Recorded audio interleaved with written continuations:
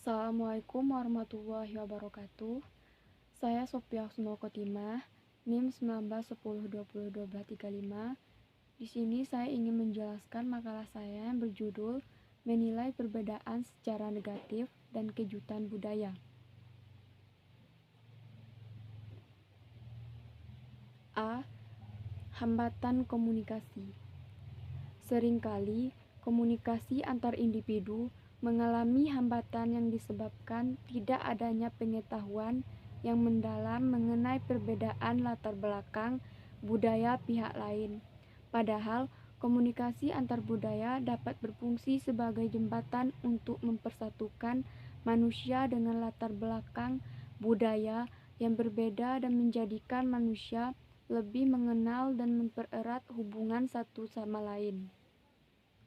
Komunikasi antar budaya ada di antara masyarakat yang mempunyai kebudayaan yang berbeda-beda, baik dalam lingkungan suatu bangsa maupun lingkungan antar bangsa. Karenanya, komunikasi sangat berhubungan erat dengan perilaku manusia. Menurut Lewin, perilaku merupakan hasil interaksi yang menarik antara komunikasi individual yang ada pada diri manusia. Sedangkan dengan keumuman situasional dalam lingkungannya, sedangkan Rogers dan Schumacher mendefinisikan perilaku sebagai wujud dari tindakan dan sikap. Sedangkan sikap dipengaruhi oleh persepsi, dan persepsi dipengaruhi oleh karakteristik individu. Perilaku komunikasi merupakan suatu kebiasaan dari individu atau kelompok di dalam menerima atau menyampaikan pesan yang diindikasikan dengan adanya partisipasi, hubungan dengan sistem sosial, kekosmopolitan, hubungan dengan agen pembaharian, keaktifan mencari informasi, serta pengetahuan mengenai hal-hal yang baru. Kemudian B. Pembagian hambatan komunikasi. Secara umum, hambatan terbagi menjadi dua, yakni hambatan internal dan hambatan eksternal. Hambatan internal adalah hambatan yang berasal dari dalam diri individu yang terkait kondisi fisik dan psikologis. Contohnya, jika seorang mengalami gangguan pendengaran, maka ia akan mengalami hambatan komunikasi. Demikian pula, seseorang yang sedang tertekan atau depresi tidak akan dapat melakukan komunikasi dengan baik. Sedangkan hambatan eksternal adalah hambatan yang berasal dari luar individu yang terkait dengan lingkungan fisik dan lingkungan sosial budaya. Contohnya, suara gaduh dari lingkungan sekitar dapat menyebabkan komunikasi tidak berjalan lancar. Contohnya, perbedaan latar belakang sosial budaya dapat menyebabkan salah pengertian. Menurut Steiner, ada beberapa hal yang harus diperhatikan dalam hambatan komunikasi. Yang pertama, perbedaan latar belakang. Setiap orang ingin diperlakukan sebagai pribadi, dan memang setiap orang berbeda. Berkaitan dengan perbedaan itu, merupakan tanggung jawab komunikator untuk mengenal perbedaan tersebut dan menyesuaikan isi pesan yang hendak disampaikan dengan kondisi penerima pesan secara tepat, dan memilih media serta saluran komunikasi yang sesuai agar respon yang diharapkan dapat dicapai. Makin besar kemungkinan tercapainya komunikasi yang efektif. Perbedaan yang mungkin dapat menimbulkan kesalahan dalam berkomunikasi antara lain perbedaan persepsi, perbedaan pengalaman dan latar belakang, sikap praduga atau stereotip. 2. Faktor bahasa. Bahasa yang digunakan seseorang, verbal maupun nonverbal atau bahasa tubuh ikut berpengaruh dalam proses komunikasi, antara lain: yang pertama, perbedaan arti kata; kedua, penggunaan istilah atau bahasa tertentu; tiga, komunikasi nonverbal; yang ketiga, sikap pada waktu berkomunikasi.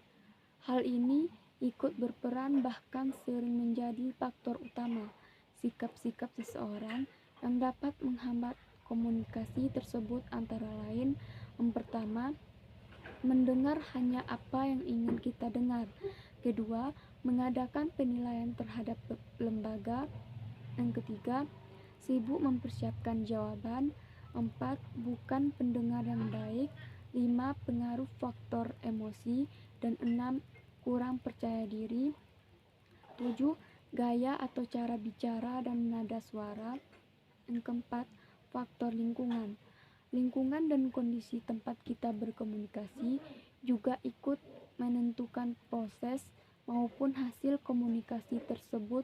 Hal-hal yang berpengaruh antara lain: 1. Faktor tempat; 2. Faktor situasi atau waktu. Menurut Gode, beberapa perbedaan hambatan komunikasi. Yang pertama, hambatan sosio-antropsikologis. Konteks komunikasi berlangsung dalam konteks situasional. Komunikasi harus memperhatikan situasi ketika komunikasi berlangsung, sebab situasi mata berpengaruh terhadap kelancaran komunikasi, terutama situasi yang berhubungan dengan faktor-faktor sosiologis, antropologis, psikologis. Kedua, hambatan sosiologis. Dalam kehidupan masyarakat terjadi dua jenis pergaulan, yaitu Gemeinschaft dan Gesellschaft. Perbedaan jenis pergaulan tersebutlah yang menjadikan perbedaan karakter, sehingga kadang-kadang menimbulkan perlakuan yang berbeda dalam berkomunikasi. Kemudian yang ketiga, hambatan antropologis. Hambatan ini terjadi karena perbedaan pada diri manusia, seperti dalam postur, warna kulit, dan kebudayaan. Keempat, hambatan psikologis. Umumnya disebabkan komunikator dalam melancarkan komunikasi tidak mengkaji dulu diri dari komunikasi.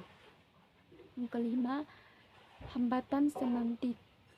Hambatan ini menyangkut bahasa yang digunakan komunikator sebagai alat untuk menyatukan pikiran dan perasaannya pada komunikan.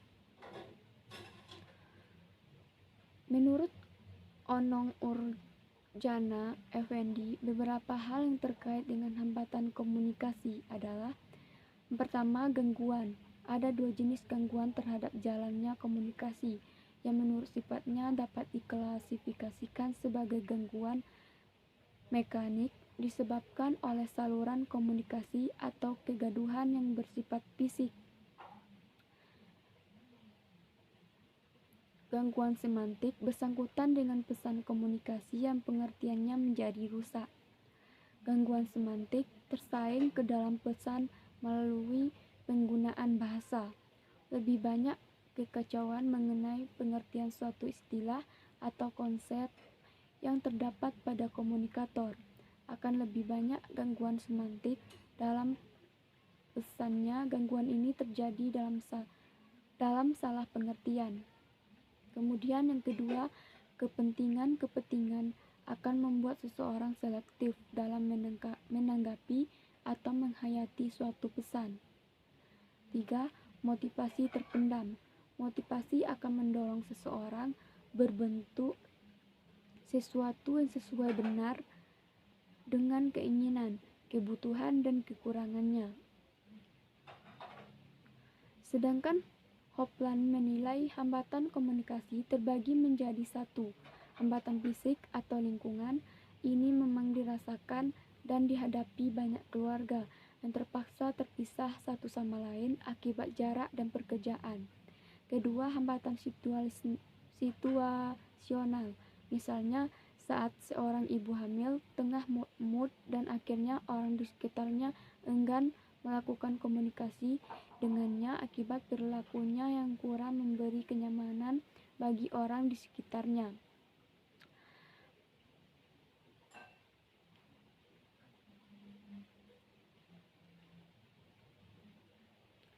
Kemudian menurut Cangara sendiri, ada beberapa perbedaan dalam memahami persoalan hambatan komunikasi, yaitu satu, hambatan teknis.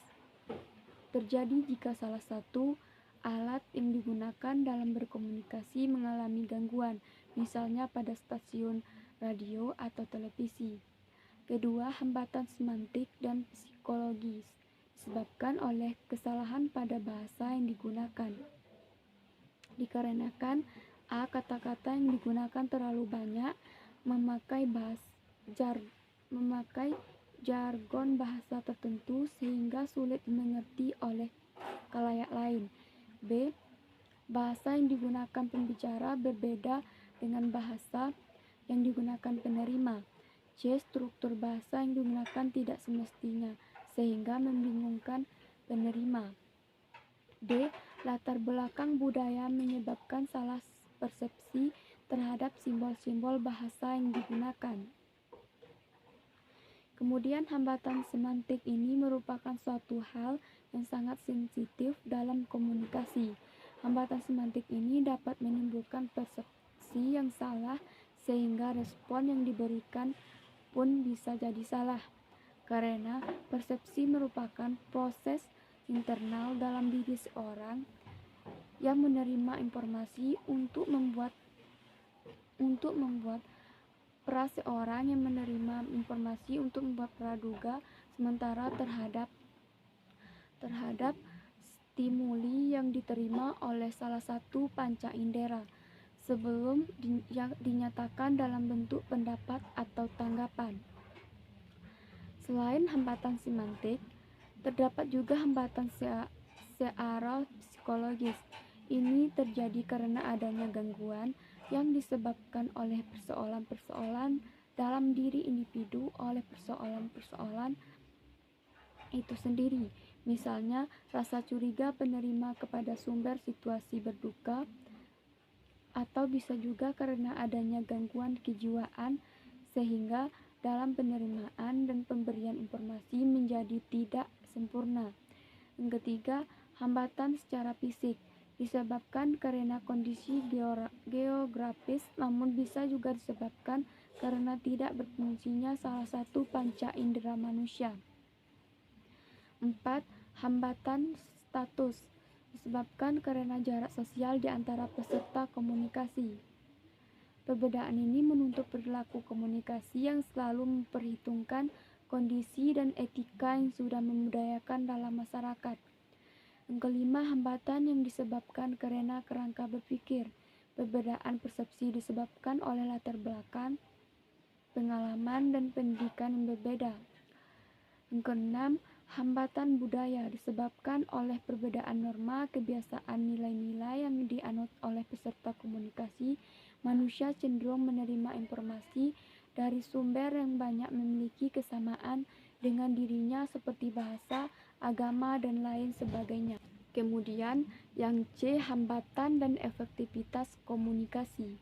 Hambatan komunikasi mengakibatkan proses komunikasi tidak berlangsung sebagaimana yang diharapkan oleh komunikator dan penerima. Menurut Shannon dan Weaver, gangguan atau hambatan komunikasi terjadi jika terdapat intervensi yang mengganggu salah satu elemen komunikasi sehingga proses komunikasi tidak dapat berlangsung secara efektif. Dalam konteks komunikasi antar budaya, menurut Berna, yang mempengaruhi efektivitas komunikasi antar budaya adalah bahasa, pesan nonverbal, prasangka, stereotip, kecenderungan untuk mengevaluasi, dan tingginya tingkat kecemasan. Selain stereotip, berdebar menambahkan jarak sosial dan diskriminasi merupakan faktor mempengaruhi efektivitas komunikasi. Sedangkan De Vito menentukan efektivitas komunikasi antar budaya dengan keterbukaan, empati, perasaan positif, dukungan, dan keseimbangan. Dedi Mulyana memberikan beberapa syarat pokok yang diperlukan agar komunikasi antar budaya secara efektif dapat dilakukan, yakni menghormati anggota budaya lain sebagai budaya, menghormati budaya lain apa adanya, bukan sebagaimana yang kita kehendaki, serta menghormati hak anggota budaya lain untuk bertindak berbeda dari cara kita bertindak. Komunikasi dapat berlangsung secara efektif apabila adanya sikap saling perhatian, pengertian, dan penerimaan oleh komunikan dan komunikator. Dari proses tersebut, membuat perilaku komunikasi saling memahami dan mengerti isi pesan yang disampaikan, sehingga melalui kemampuan komunikasi dalam mencerna serta mengolah stimulus perubahan sikap yang diharapkan akan terjadi. Selain komunikasi yang baik, menghargai keberadaan budaya lain, baik kebudayaan etnis mayoritas maupun etnis minoritas, mau menerima pendapat orang lain meski berasal dari budaya yang berbeda, saling berempati antar etnis, membuka diri, serta tidak berusaha untuk memaksa keyakinan seseorang agar sama dengan keyakinannya, sangat membantu melancarkan hubungan dalam interaksi antar budaya. Diskriminasi merupakan suatu perilaku yang ditujukan untuk mencegah suatu kelompok atau membatasi suatu kelompok yang lain yang berusaha untuk memiliki atau menguasai sumber daya. Dalam masyarakat antar etnis India sendiri masih ada yang melakukan diskriminasi antara lain satu dengan yang lain. Hal ini disebabkan oleh perbedaan suku dan kasta, namun juga terjadi karena perbedaan agama, di mana sebuah agama tertentu melakukan diskriminasi terhadap agama yang lain. Stereotip adalah sikap yang dimiliki seseorang untuk menilai orang lain semata-mata berdasarkan pengelompokan rasa atau pengelompokan yang dimilikinya sendiri. Stereotip pada umumnya cenderung mengaruh kepada sikap negatif terhadap orang lain atau tanggapan tertentu mengenai sifat dan watak pribadi orang atau golongan yang umumnya bercorak negatif. Stereotip memposisikan etnis lain sesuai dengan cerita belakang sehingga terjadi kekacauan atau perselisihan yang disebabkan oleh etnis lain yang menjadi pengaruh buruk bagi lingkungan. Dampaknya dapat merugikan salah satu etnis. Stereotip mengeneralisir orang-orang berdasarkan sedikit informasi dengan membentuk asumsi. Bisa dikatakan bahwa stereotip memberi kategori pada kelompok lain secara sembarangan, mengabaikan perbedaan individual. Stereotip tidak memandang individu sebagai seorang, tidak memandang individu sebagai seorang yang unik. Stereotip dapat dialami siapa saja dan di mana saja, dan stereotip merupakan salah satu penghambat dalam mencapai efektivitas komunikasi antar budaya. Prasangka merupakan kekeliruan persepsi terhadap orang yang berbeda. Prasangka hampir sama atau identik dengan stereotip, karena prasangka merupakan sikap tidak adil terhadap seseorang atau kelompok. Donald Edgar dan Joe R. Pagi mengatakan bahwa stereotip merupakan komponen dari kognitif atau kepercayaan dari prasangka, sedangkan prasangka berdimensi perilaku. Bisa dikatakan prasangka merupakan konsekuensi dari stereotip dan bisa lebih diamati dibandingkan stereotip. Richard W. Bristin sendiri menyebutkan prasangka sebagai sikap yang tidak adil, menyimpang atau intoleran terhadap kelompok orang. Prasangka umum bersifat negatif dan ada berbagai kategori prasangka: prasangka rasial, prasangka suku, prasangka gender, prasangka agama, dan lain-lain. Bristin menyatakan bahwa prasangka mencakup hal-hal berikut: memandang kelompok lain lebih rendah, sifat memusuhi kelompok lain, bersikap ramah dan pada kelompok lain pada waktu tertentu, namun menjaga jarak pada waktu lainnya. Kemudian kejutan budaya. adalah pengalaman yang mungkin dialami seseorang ketika seseorang pindah ke lingkungan budaya yang berbeda dari lingkungannya.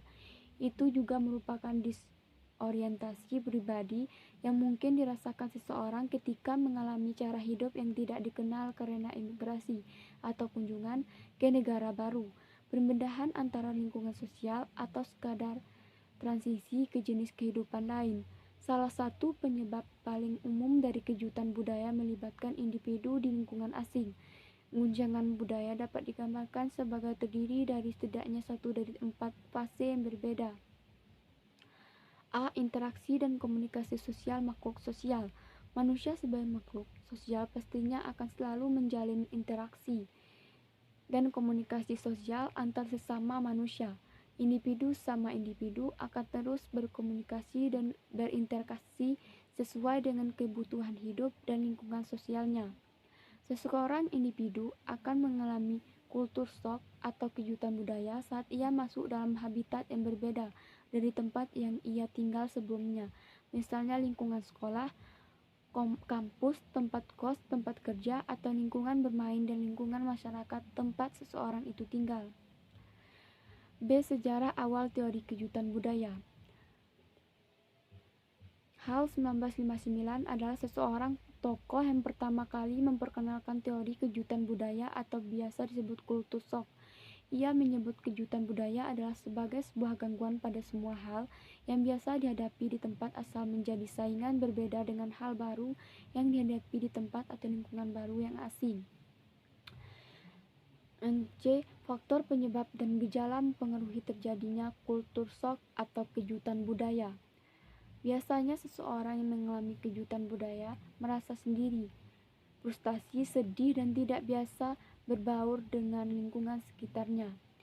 Ia akan meninggalkan atau menarik dirinya sendiri dari lingkungan sekitarnya atau menjauhi diri pada aktivitas sehari-hari warga sekitarnya, misalnya saja tidak hadir pada acara kebudayaan, doa, gotong royong, dan contoh lainnya. Individu itu merasakan kangen dengan lingkungan lama atau tempat tinggal rumah lamanya serta rindu akan kenangan-kenangan lamanya. Munculnya perasaan yang tidak berdaya atau tidak termotivasi untuk bersaing serta mencari kenalan baru maupun aktivitas sosial baru untuk dirinya, lebih memilih untuk di rumah saja tidur. Mengalami depresi. Biasanya individu seringkali memberikan komentar terhadap budaya setempat yang ada pada lingkungannya. Kejutan budaya yang dialami oleh seorang individu bisa saja mengakibatkan stres atau ketegangan yang dihadapkan individu pada situasi yang belum pernah dirasakan sebelumnya. Selanjutnya, adanya perbedaan waktu belajar, pola tidur, tingkah laku, peraturan, sistem politik, serta perkembangan ekonomi, sistem pendidikan atau pengajaran, dan perbedaan transportasi yang ada. Ada beberapa aspek penting yang dapat menjelaskan terjadinya kejutan budaya. Yang pertama, adanya ketegangan karena upaya untuk beradaptasi secara psikologis. Kedua, rasa kehilangan terhadap teman, status, profesi, dan harta.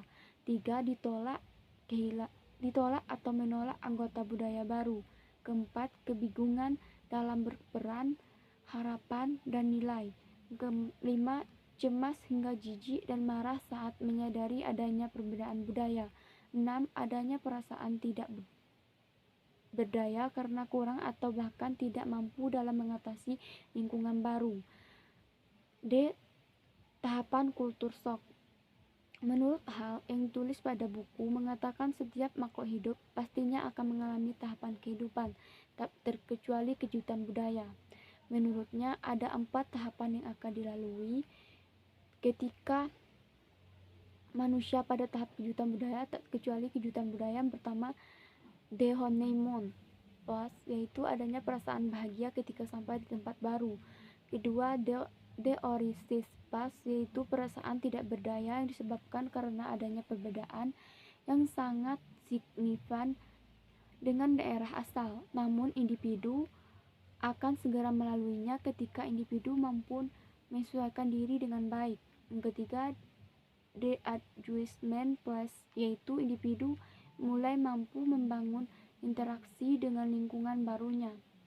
Keempat, bikultur phase, yaitu individu merasa nyaman dan dengan memiliki dua kebudayaan. Keadaan ini merupakan individu yang baik karena individu berhasil melewati seleksi alam kecil. Adapun kesimpulan dari menilai perbedaan secara negatif di sini, yaitu meskipun kita menyadari ada perbedaan di antara kultur-kultur, kita tetap tidak boleh menilai perbedaan ini sebagai hal yang negatif. Perbedaan kultural merupakan perilaku yang dipelajari, bukan perilaku kodrati atau perilaku yang dibawa sejak lahir. Karenanya, kita perlu memandang perilaku kultural ini secara tidak evaluatif, sebagai berbeda tapi setara.